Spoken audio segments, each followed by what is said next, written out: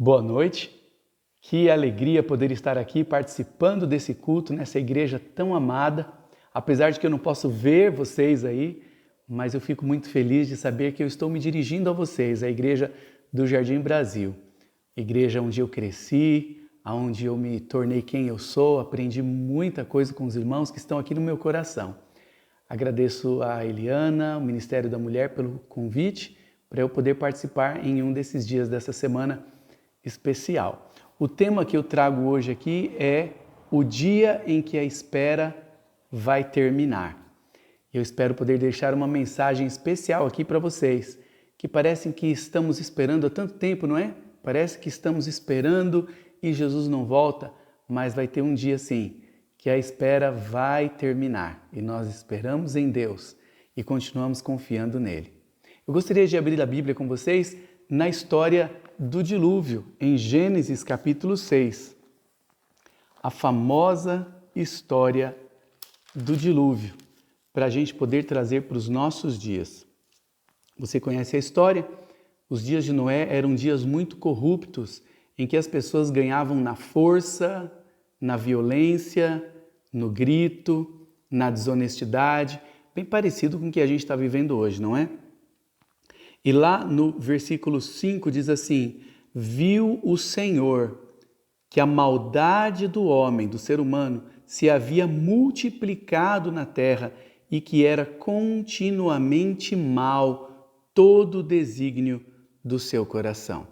No verso 6 diz que então o Senhor se arrependeu de ter feito o homem.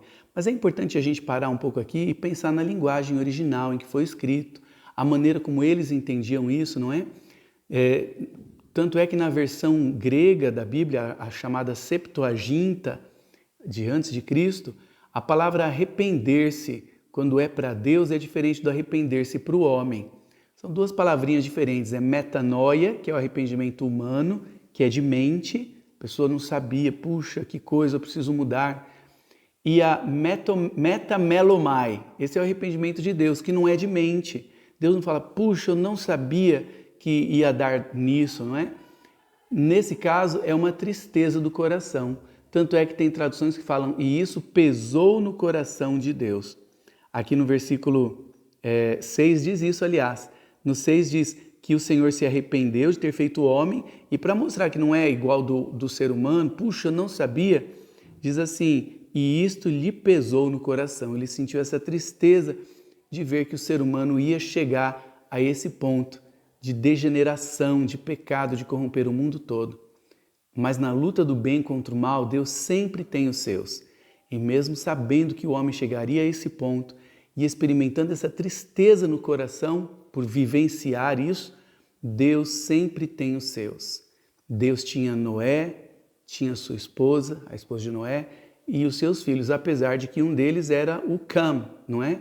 Cam, que no português a gente fala cão, que não tem nada a ver com cachorro. Mesmo que havia um Cam no meio, o cão, a gente sabe que ali era o lugar, na arca, que Deus estava preparando para os seus. Eu gostaria que a gente considerasse a arca como a igreja a princípio, mas como toda a vontade de Deus também para os seus filhos, tá bom? Noé pregou por 120 anos, foi bastante tempo pregando, não é? Noé juntou a sua família e trabalhou em prol de algo que parecia impossível para as pessoas da época. Como assim? Vai chover? A Bíblia diz que não chovia. Como você diz que vai cair água do céu? A Bíblia diz que um orvalho naquele tempo se levantava da terra, né? Vamos dizer um tipo de um mormaço assim, talvez. Talvez o clima era muito mais úmido e não precisava da chuva. Então as pessoas diziam, como assim vai cair água do céu? Mas era isso mesmo. E Noé acreditou e construiu a arca e trabalhou nisso e pregava sobre isso. Tá? Eu quero ler aqui ainda em Gênesis capítulo 6, no versículo 11, diz assim: a terra estava corrompida à vista de Deus e cheia de violência. Na minha tradução, na maioria diz corrompida, mas é uma palavra no hebraico, uma palavra até difícil de falar, é phteiro, F-T-H-eiro, phteiro, que quer dizer se degenerar, apodrecer, estragar, que traduzem como corromper. E aqui há um jogo de palavras que aparece isso várias vezes, tá? A raiz dessa palavra teiro aparece aqui várias vezes. Diz assim, ó, a terra estava, aqui diz, corrompida, estragada, degenerada, apodrecida à vista de Deus e cheia de violência. Olha só, vai aparecer de novo aqui outras vezes. Verso 12. Viu Deus a terra e eis que estava, de novo, corrompida, estragada, degenerada. Porque todo ser vivente havia, de novo, corrompido, estragado, apodrecido o seu caminho na terra. E aparece mais uma vez ainda, você vê 4 vezes. O que apodreceu a terra, ou que corrompeu, estragou a terra, foi o pecado. O homem permitiu que o seu caminho se corrompesse, as suas escolhas se apodrecesse, se degenerasse e corrompeu a terra toda com o pecado. E aí no verso 13 diz, então disse o Senhor a Noé, resolvi dar fim a toda a carne, porque a terra está cheia de violência dos homens. Homens aqui quer dizer homem e mulher, né? É o gênero humano. E eis que os destruirei. A palavra é a mesma aqui. Eu os estragarei, eu os apodrecerei, eu os degenerarei junto com a terra. Os desfarei junto com a terra que está desfeita, que está estragada. Esse termo, mantenha o seu dedinho aqui que a gente vai voltar para cá em Gênesis, tá? Esse termo ele é repetido lá em Apocalipse. Apocalipse 11:18, na 7ª trombeta, que é a volta de Jesus, diz assim que nessa ocasião, no finalzinho do verso 18, tá? Apocalipse 11:18, diz que é tempo de Deus voltar, não é? No finalzinho, para destruir os que destroem a terra. E é isso que vai acontecer no Apocalipse, no final. Deus vai permitir que o ser humano que está agarrado com o pecado, que está estragado com o pecado, corrompido, estragado, que ele seja então estragado junto com o pecado, destruído, apagado. Deus quer nos curar, nos perdoar para a gente não estar estragado com o pecado e ser estragado no fim, degenerado.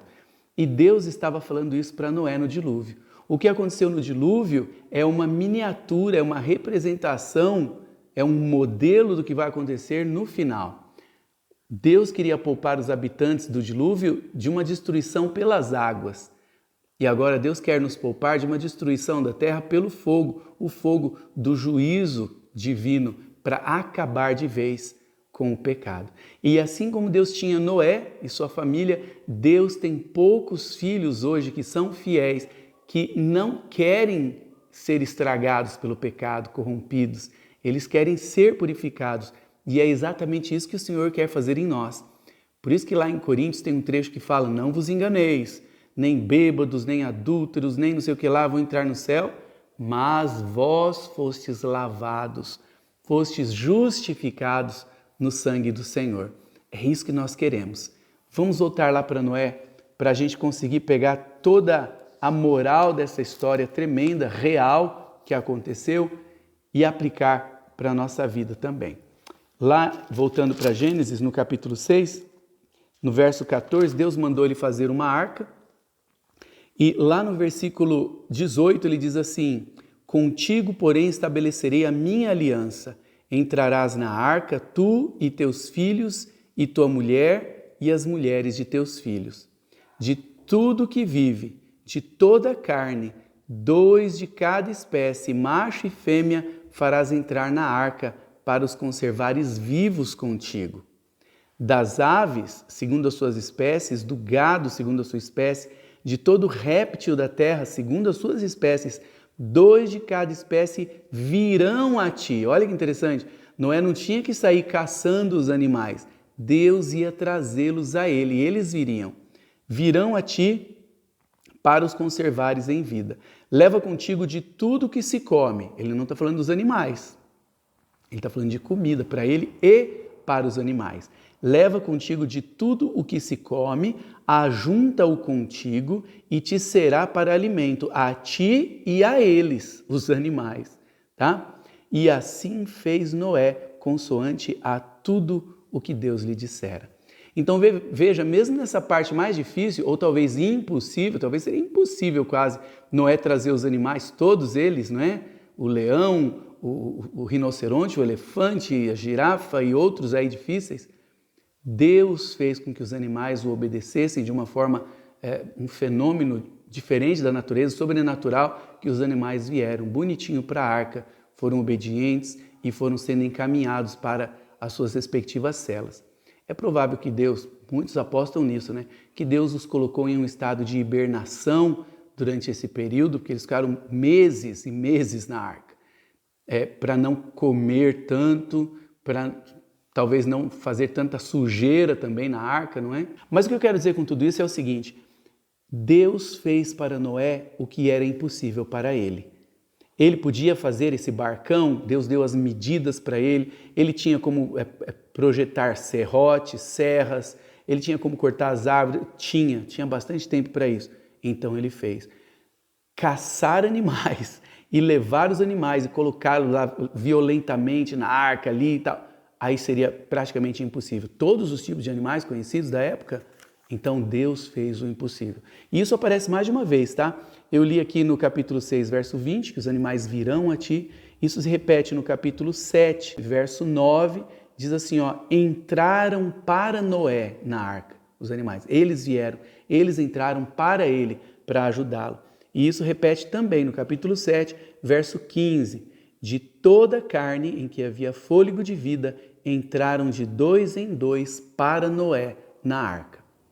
Não é maravilhoso a gente saber que também no nosso plano, que Deus faz o impossível para nós? Ele pede para nós fazermos o possível. E ainda assim, o possível a gente só faz se estiver ligado nele, confiando nele. Eu quero continuar lendo aqui, irmãos, que Noé obedeceu a Deus.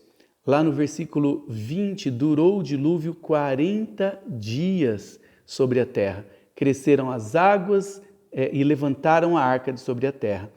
Tudo que estava fora da arca morreu, tudo que tinha vida, a não ser os seres aquáticos, os golfinhos, as baleias, eles não precisavam ser levados para a arca, não é?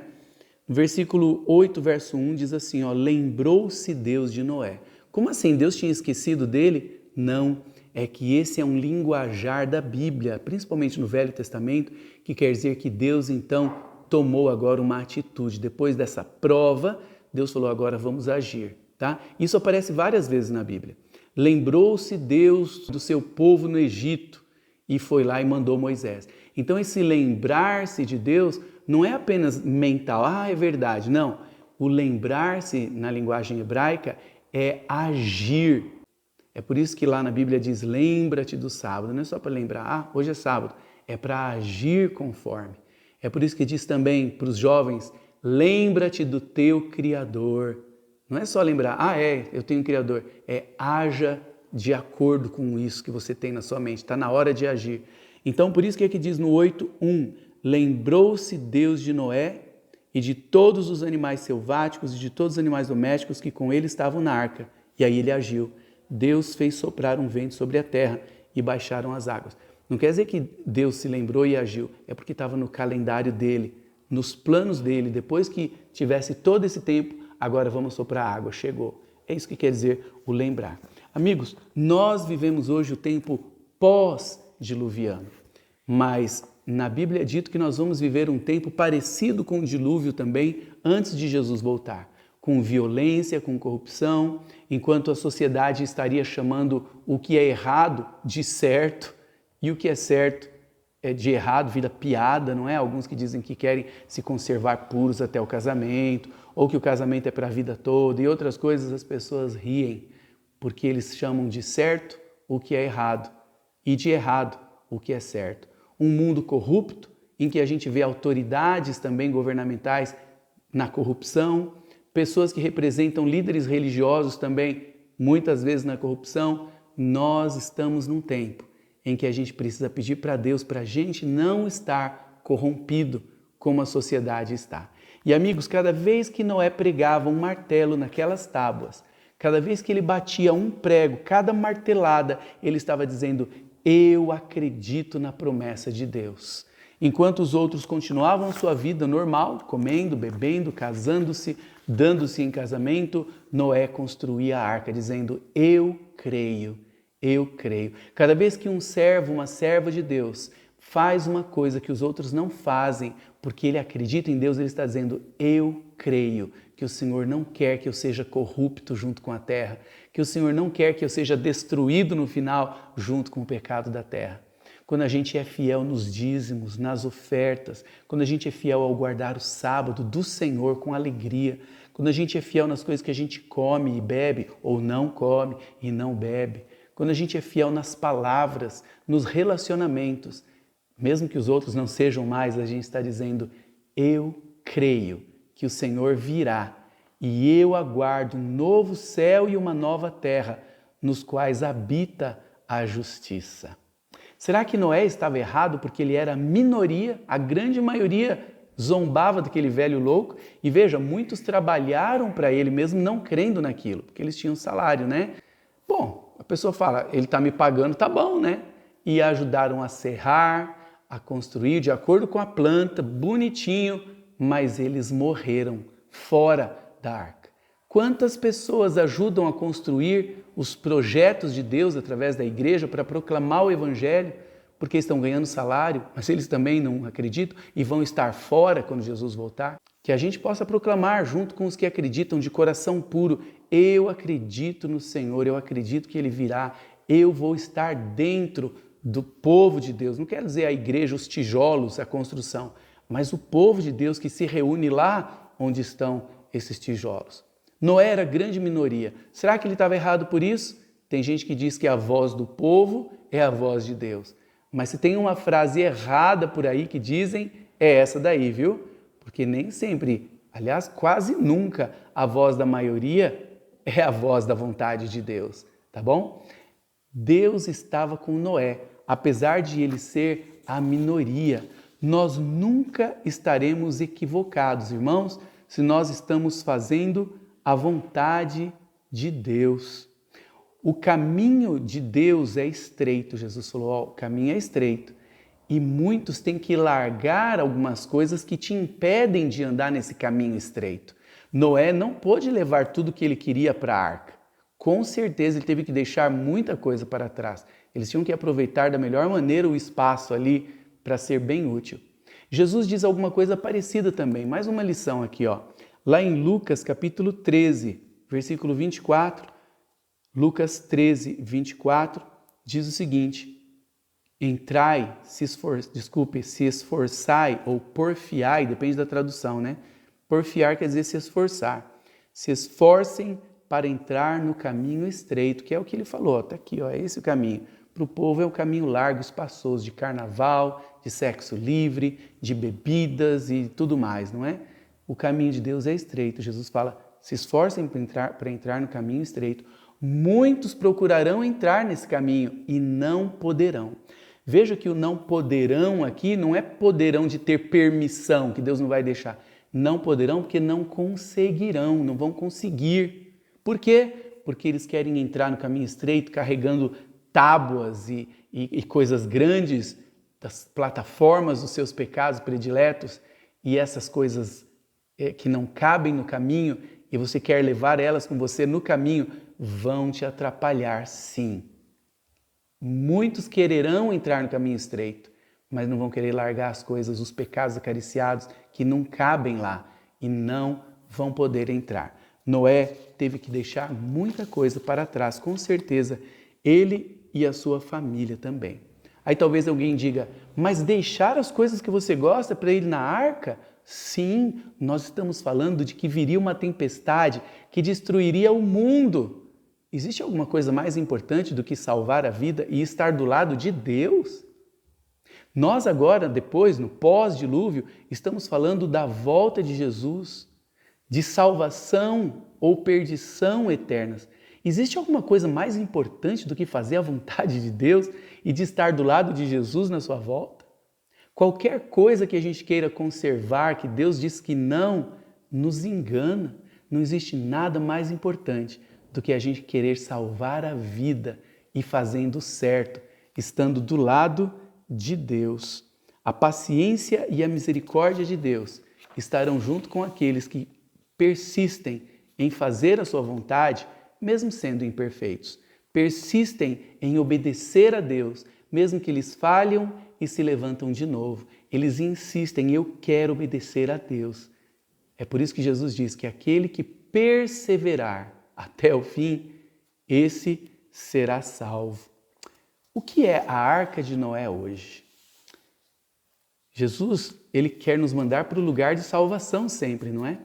Teve uma condenação que ele falou para os judeus dizendo assim, Jerusalém, Jerusalém, quantas vezes eu quis te ajuntar debaixo das minhas asas, não é? Como a galinha junta os seus pintinhos debaixo das asas dela. Claro, é uma metáfora que ele está usando, não é? Será que a gente está indo para onde Jesus manda a gente ir? Será que a gente está considerando o plano de salvação de Deus para nós? Eu quero ler um texto aqui que eu gosto muito, que está em Hebreus, capítulo 10, versículo 25. Hebreus, capítulo 10, versículo 25. Ali diz assim, ó. Não deixemos de congregar-nos, de nos juntarmos como igreja, de nos reunirmos como uma congregação do Senhor. Não deixemos de congregar-nos, como é costume de alguns.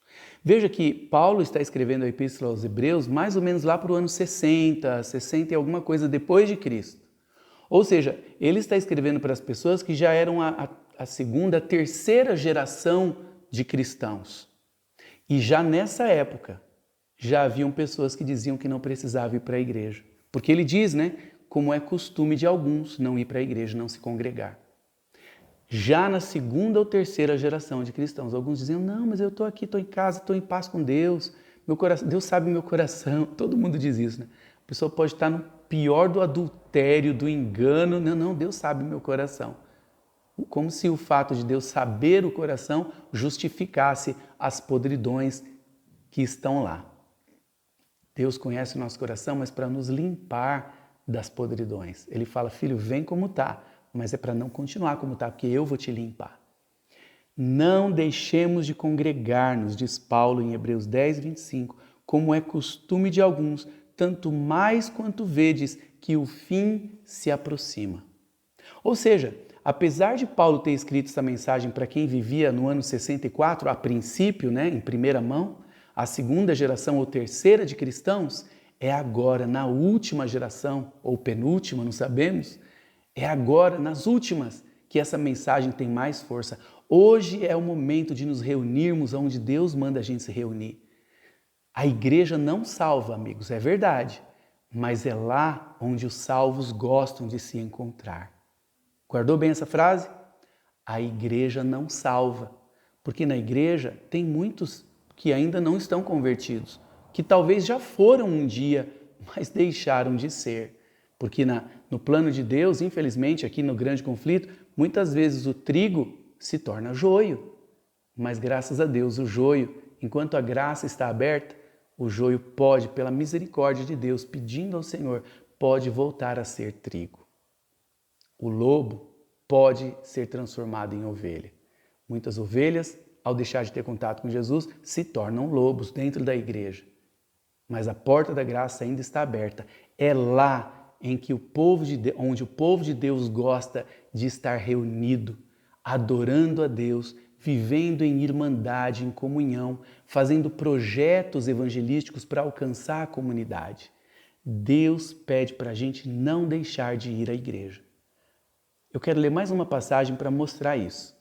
A passagem está em 2 Timóteo, capítulo 2, versículo 22. 2 Timóteo, capítulo 2, versículo 22. Esse é um daqueles versículos que vale a pena a gente marcar, sublinhar na Bíblia. Esse daqui é tudo 2, né? Até fácil de decorar. 2 Timóteo 2, 22. Aqui diz assim: foge das paixões da mocidade e segue a justiça, a fé, o amor e a paz. Sozinho? Não. Junto com quem? Junto com os que de coração puro invocam o Senhor. É na igreja.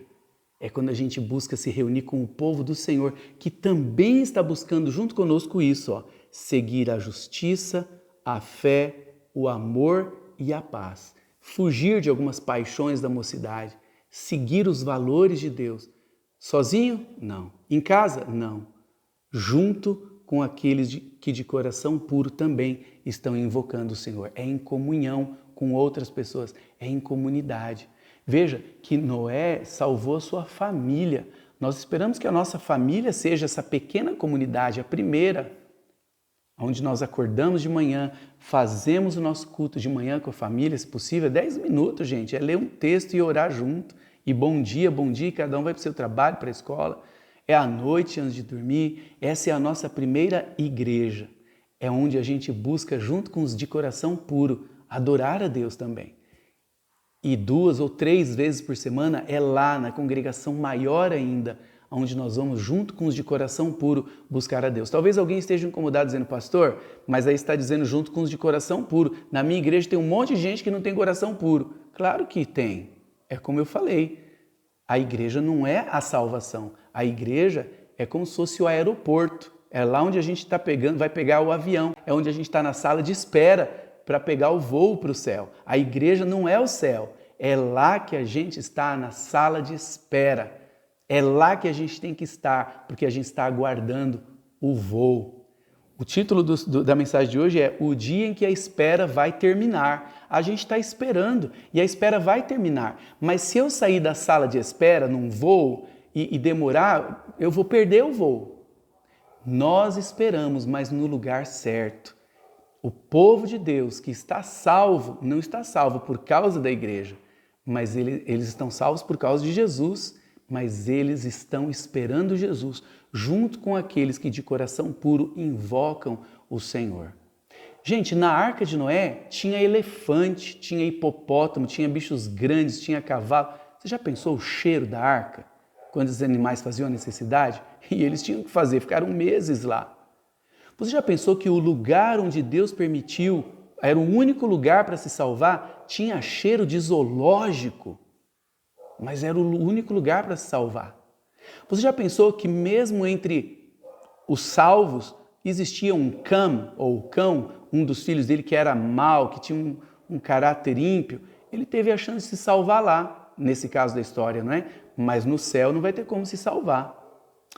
As pessoas que viveram antes do dilúvio viviam muito tempo e por isso deu tempo deles espalharem o pecado por todo o mundo. Por isso Deus diminuiu a vida do homem, sim. Pode ver que depois Abraão viveu 170 e pouco, e foi indo, Moisés viveu 120, e nós vivemos hoje 70, 80, alguns chegam a 100.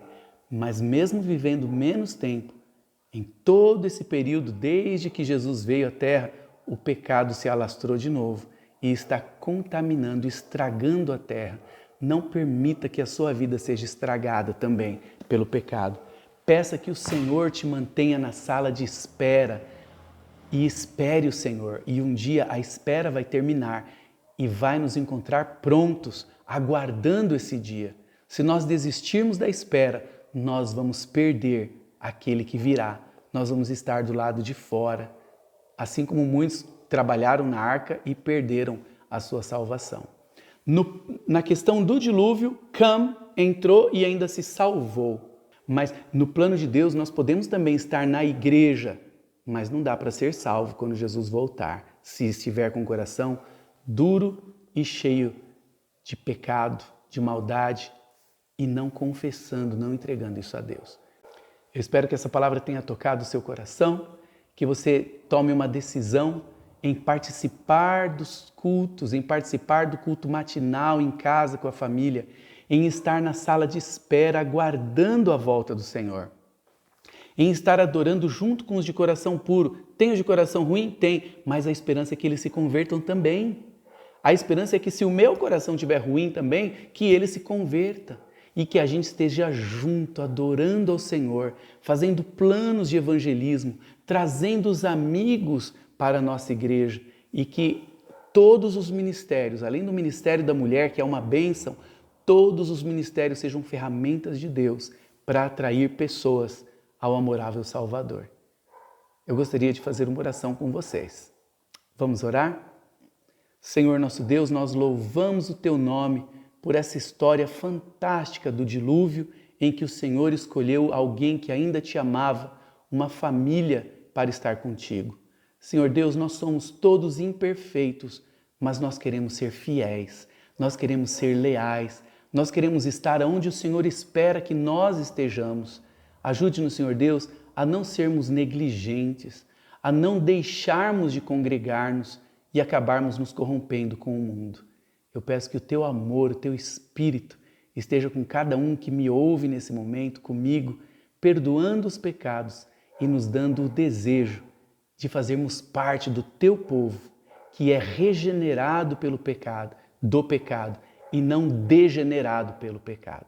Que o Senhor nos regenere, que o Senhor nos restaure cada dia e que a gente continue firme como um povo que te ama, na sala de espera, aguardando o dia em que a espera vai acabar.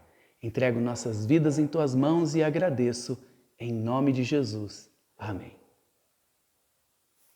Que Deus abençoe a todos. Uma boa noite.